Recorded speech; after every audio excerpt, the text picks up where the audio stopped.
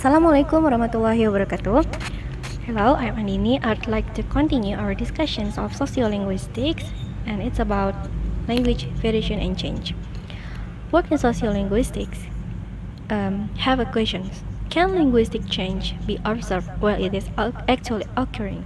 And based from two founders, they said we can possibly hope to observe are the consequences of change.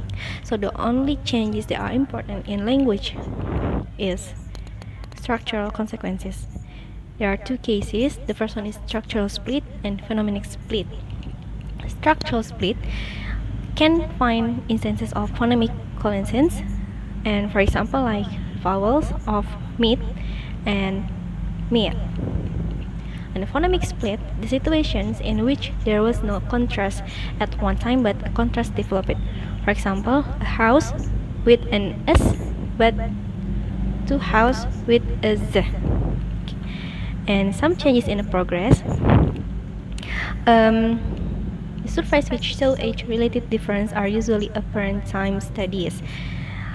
In such studies, the differences between older speakers and younger speakers is thought to indicate changes in the progress.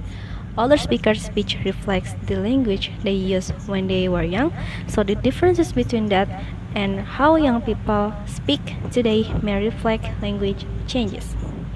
And however, not all differences between older and younger speakers are necessarily the result of change. We must be sure that we are not dealing with a phenomenon of age grading, that is, of using speech appropriate to your age group, features which you may no longer use when you are older. In youth language, there are two possible ways of trying to answer the question, is this an instance of age grading or one of genuine change in progress? The first one is real-time panel study.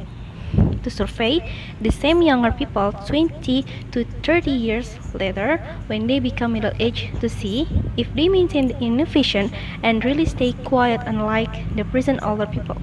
And the second is real-time blend study. To survey carefully chosen samples drawn from the same population at periods of 20 to 30 years to see if comparable groups have changed their behavior. That's all for me. Thank you. Assalamualaikum warahmatullahi wabarakatuh. Hello, my name is Gadis Hasna Humaira, and in this video I would like to continue the video materials from Andini Rahma. First, gender and language and change. One early study which showed such a pattern is Tragel's work in Norwich, England. He offers several possible explanations for women using form associated with the prestige standard more frequently than men. Another study which grapples with the intertwined issues of gender, language change, and standard language is used by Harry, which looks at palatalization in Kyrene Arabic. She distinguishes between weak palatalization, in which dental stops are pronounced as fricatives, and strong palatalization, in which these sounds are pronounced as affricates. Next to language change and the linguistic marketplace. The linguistic marketplace refers to how language is used in the give and take up of social interaction. Language is not just a natural medium of exchange. Its use take on symbolic value. Some uses are highly valued and others are not. These values are assigned through the various power relationships that exist. Standard English is more highly valued than non-standard varieties, at least in many public domains. For in-group interaction, non-standard way of speaking may be more highly valued. Next to the process of change, Labov insists that the best studies of change in progress look for different kinds of data sources, are very much concerned with assessing the accuracy of these sources, and are quite cautious in the claims they make. However, he adds that careful surveys of the current state of affairs also enable a good deal of the past to be reconstructed from the present if we look into the matter deeply enough. There is the relationship between diachronic and synchronic ones in a two-way relationship. There is what Labov calls as the dynamic dimensions to synchronic structure, so that the past have to explain the present, and the present helps to explain the past. To change from above and below. Change from below is systematic, unconscious change, whereas change from above is sporadic, conscious, and involves issues of prestige. Social network theory and language change.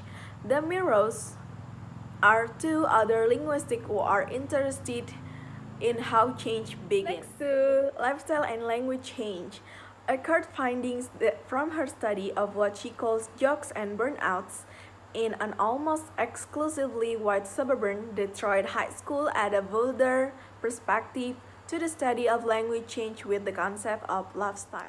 Next to lexical diffusion. Whenever a change begins and whatever it causes, it is not an instantaneous, even for the language as a whole.